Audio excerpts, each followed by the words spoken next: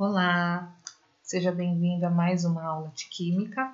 Hoje nós vamos falar sobre a parte 2 do cálculo estequiométrico. Vamos falar sobre cálculo estequiométrico em relação às reações consecutivas, falaremos sobre rendimento da reação, falaremos sobre pureza de reagente e falaremos sobre reagentes em excesso e reagentes limitantes. Vamos lá, então? Nós vamos começar aqui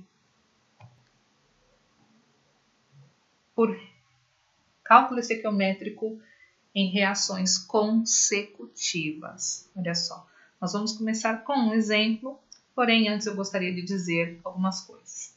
Olha só, a maioria das substâncias que nós temos não são produzidas numa etapa só, tá? Elas são produzidas em mais de uma etapa. Então, nós temos aí o exemplo da produção do ácido sulfúrico. O ácido sulfúrico é produzido em 3 etapas, como você pode ver aí nessa ilustração. Nós temos a etapa primeira, em que o enxofre reage com o oxigênio, formando dióxido de enxofre.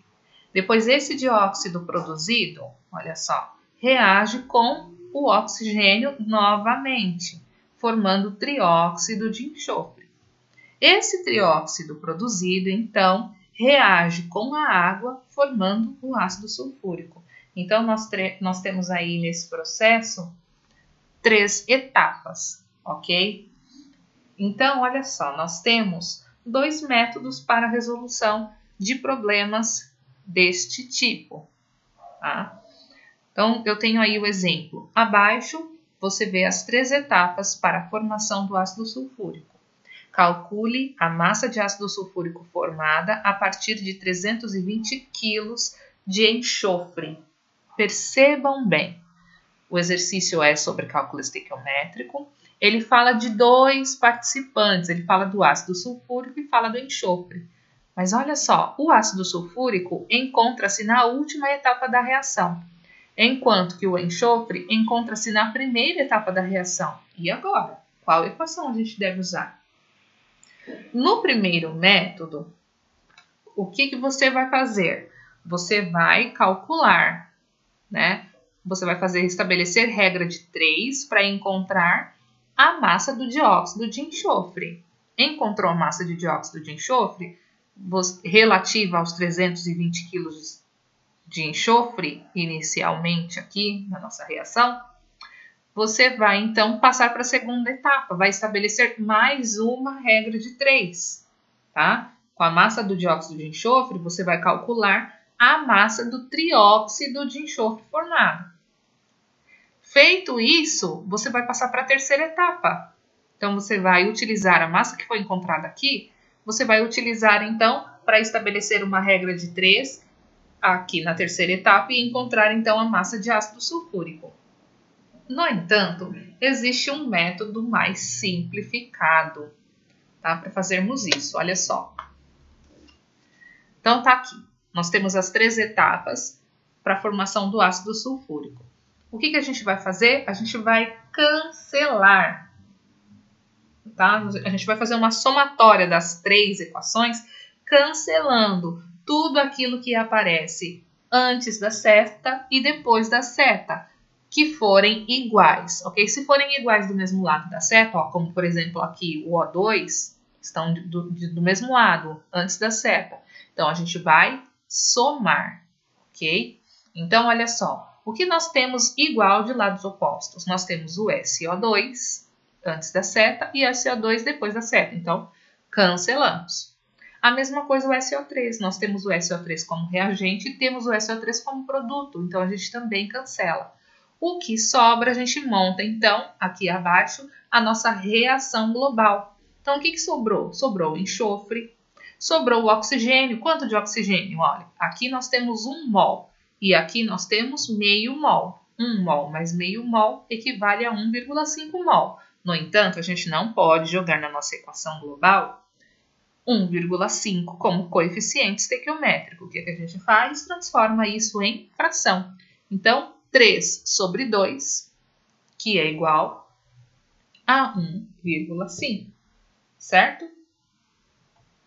Então, olha só.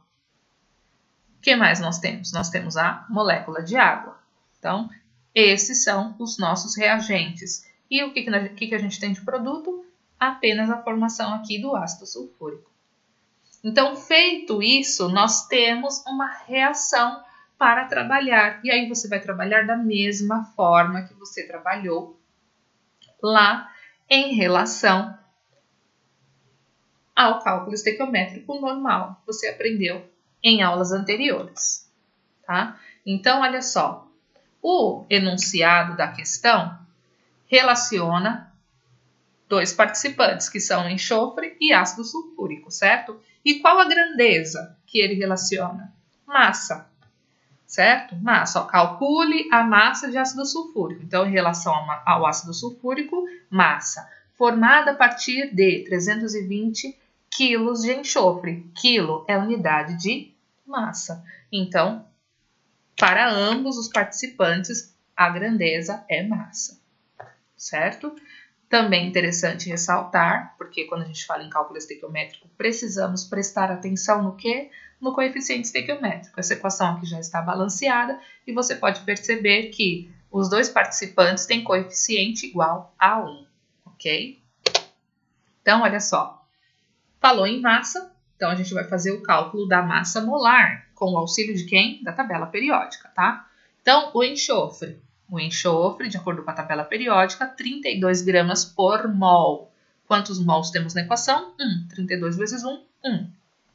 Ácido sulfúrico, olha aqui, hidrogênio, 1 vezes 2, 2, enxofre 32 e oxigênio 16 vezes 4. Então, 64 mais 32 mais 2 equivalem a 98 gramas por mol.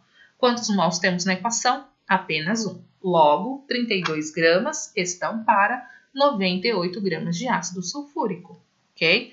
Voltamos então ao enunciado. O que o enunciado havia dito? Calcule a massa de ácido sulfúrico. Então, nosso X vem embaixo daquilo que queremos saber, que é a massa de ácido sulfúrico, ok? E olha só, os 320 quilos, o ácido sulfúrico foi obtido a partir de 320 mil gramas. Então, estava em quilos, você precisa passar para grama. De enxofre. Então, aqui está a nossa regrinha de 3, certo? Como é que fica? Fica 320 mil vezes 98 dividido por 32. Quando você executa esse cálculo aqui, você chega à conclusão de que a massa de ácido sulfúrico obtida a partir de 320 mil gramas de enxofre equivale a 98 mil gramas ou 980 quilos de ácido sulfúrico.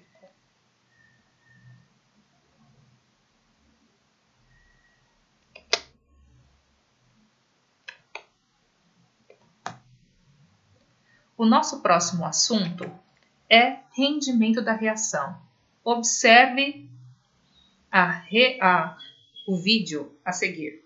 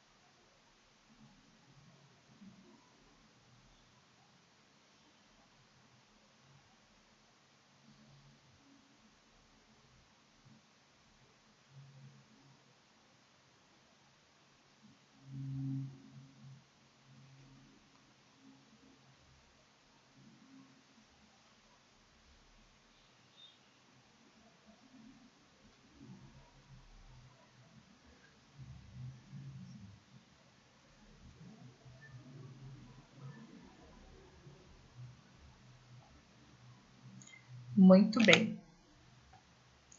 Então, continuando aqui, nosso próximo slide. Agora a gente vai fazer um exemplo para que fique bem claro, né?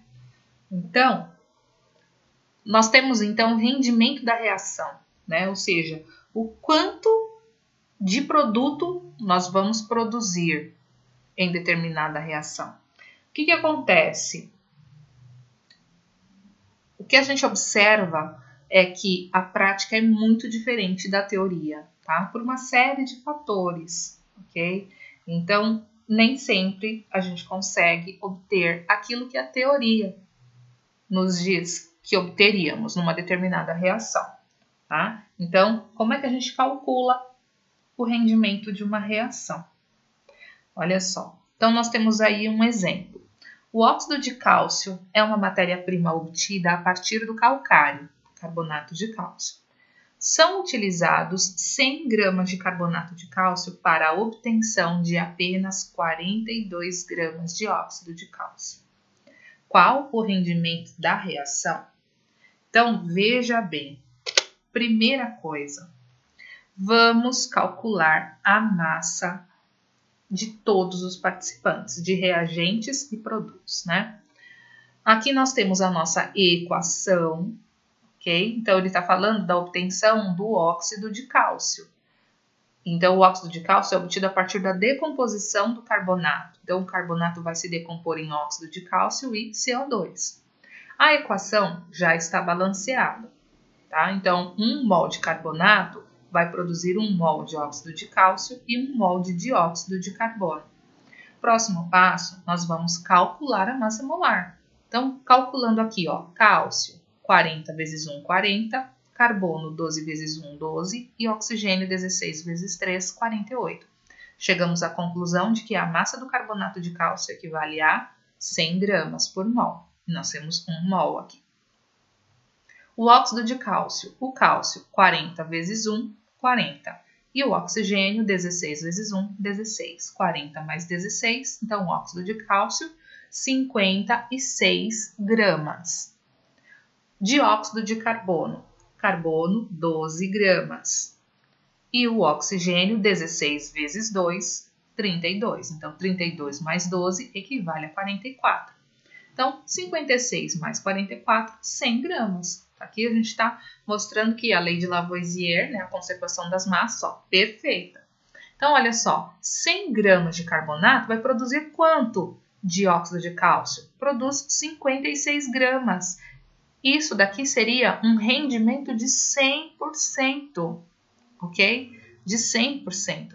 Só que esse rendimento é um rendimento teórico, ok? Teórico. Então, é esperado que se produza essa quantidade numa reação, 56 gramas de óxido de cálcio para cada 100 gramas de carbonato de cálcio. No entanto, o exercício diz o seguinte, que foram obtidos apenas 42 gramas, tá? Não foram obtidos 56, que seria a teoria, mas sim 42 gramas. Então, o que nós vamos fazer aqui? Vamos montar uma regrinha de 3. Então, a gente já viu que 100 gramas de carbonato deveria produzir 56 gramas de óxido de cálcio. Isso, teoricamente falando, seria um rendimento de 100%. Então, olha, os 56 gramas de óxido de cálcio corresponde a 100% do nosso rendimento, certo? No entanto, como o próprio enunciado disse, não foram produzidos 56 gramas, mas sim 42. Então, a gente estabelece uma regrinha de 3. 56 gramas estão para 100% de rendimento. 42 gramas estão para X. Então, você vai fazer 42 vezes 100 dividido por 56. Você vai obter um X equivalente a 0,75, ok? 0,75. Lembrando que esse X não tem unidade, ok? E aí, para passar para a porcentagem no rendimento, simplesmente você multiplica por 100. Então, 0,75 vezes 100, o rendimento da reação foi de 75%, ok? Então, era esperado 56 gramas, eram esperados, certo? Rendimento de 100%. No entanto, na prática, observou-se, então, que o rendimento da reação foi de 75%. Pureza.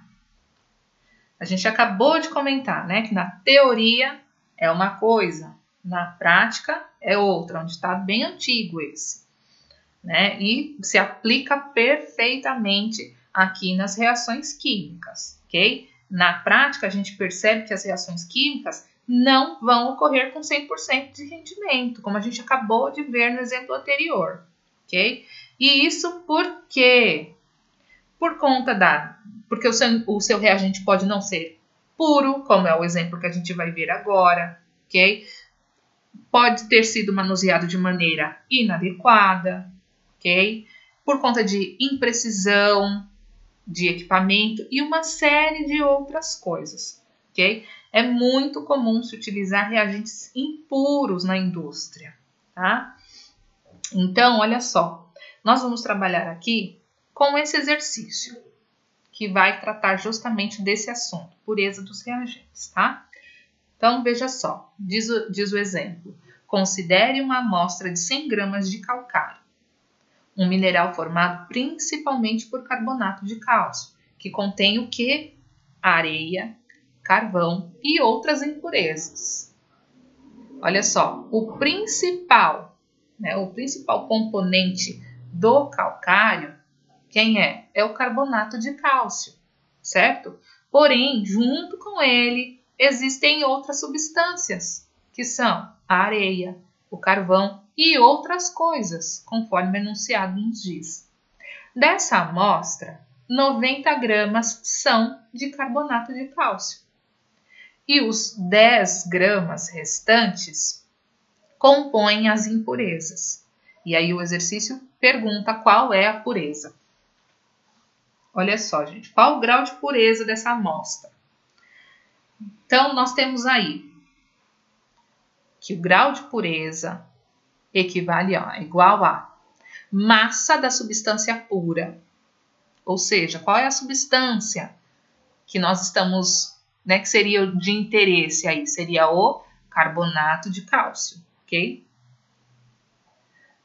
E aqui a massa, então é a massa da substância pura dividido pela massa da substância impura. Quanto vale aí a substância impura? Vamos ver aqui, ó. Então, jogando na fórmula aqui, o que a gente tem? Massa da substância pura. Quem seria a substância pura que nós estamos buscando? O carbonato de cálcio. A massa do carbonato, 90 gramas. Ok? E quanto seria a massa impura? É o total, é a soma da substância pura com as impurezas. Ok? Então, 90 mais 10 equivale a 100 gramas. Então, 90 dividido por 100, detalhe, olha, não temos unidade aqui para o grau de pureza, tá? Então, 90 dividido por 100 equivale a 0,9 de grau de pureza. No entanto, nós costumamos representar o grau de pureza em porcentagem. Então, o que você vai fazer? Porcentagem é igual ao grau de pureza vezes 100.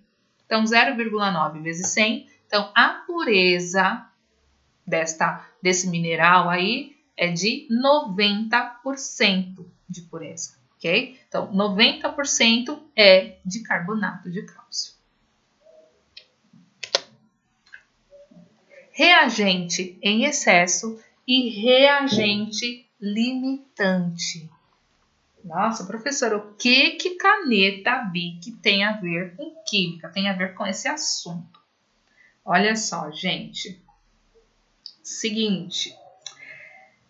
Observe aí. Isso é só uma analogia, tá? Uma comparação. Nós temos quantas tampas de caneta? Nós temos 5 tampas de caneta mais 4 canetas.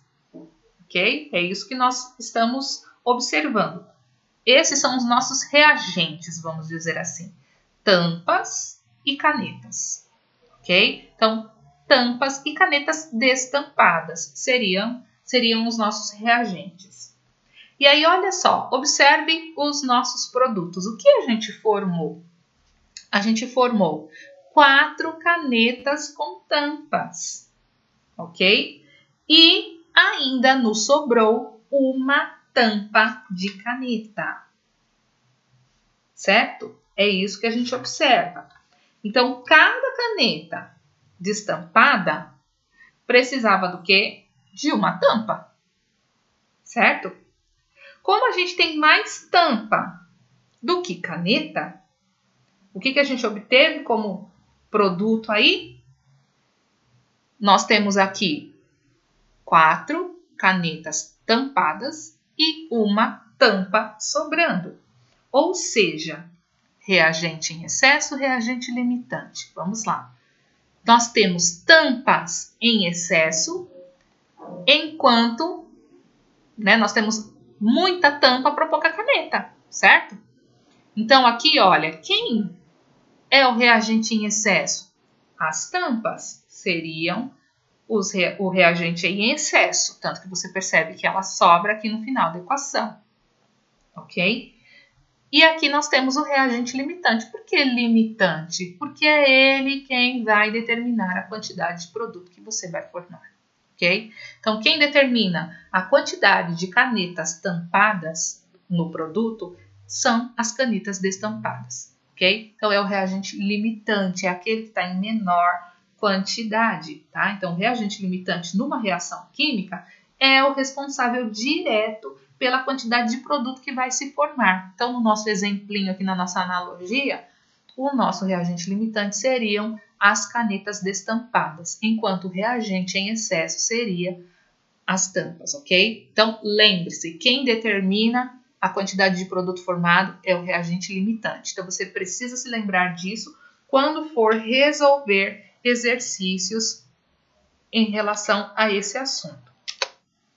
Como, por exemplo, nesse exercício aqui, olha só. Foram colocados em um recipiente adequado 4 gramas de gás hidrogênio e 140 gramas de gás cloro. Houve um errinho aí, gente, de digitação, tá? Ponto, né? Qual é a massa? O HCl também saiu errado. Qual a massa de HCl formada? Olha só. Então, a primeira coisa que a gente precisa fazer é equacionar a reação, né? A reação, qual que é? H2 mais Cl2, resultando em 2HCl, tá? Então, H2 mais Cl2, resultando em 2HCl. Então, você equaciona e balanceia, da maneira que você já aprendeu, ok? Depois, a gente precisa fazer o quê? Determinar quem é o reagente que está em excesso, certo? Porque assim a gente descobre quem é que está limitando, quem é que está determinando a quantidade de ácido clorídrico formado, tá bom? De HCl formado no final da reação. Então, a gente precisa estabelecer aí uma regrinha de 3. Então, olha só. De acordo com a equação, nós temos 2 gramas de H2 que estão para 71 gramas de Cl2, certo? Como é que eu sei? É só olhar na tabela periódica.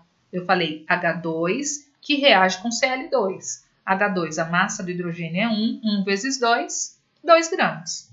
Cloro, 35,5 vezes 2, 71 gramas, ok? Então, pronto, tá aqui, ó, 2 gramas de hidrogênio estão para 71 gramas de gás cloro, ok? 4 gramas de gás hidrogênio, então, grama de gás hidrogênio embaixo de grama de gás hidrogênio. Então, 4 embaixo do 2. Estão para X de cloreto. Então, você vai fazer a regrinha de 3. Então, faz esse vezes esse dividido por esse. Então, fica 4 vezes 71 dividido por 2. E aí, a gente chega à conclusão de que quando nós reagimos 4 gramas de gás cloro, são necessários quando a gente reage 4 gramas de gás hidrogênio, são necessários 142 gramas de gás cloro, ok? Então, olha só, o problema aqui em cima está afirmando o quê? O problema está falando para a gente que foram colocados 140 gramas de gás cloro. Ou seja, é uma quantidade menor do que é necessário para reagir com 4 gramas de hidrogênio. Certo?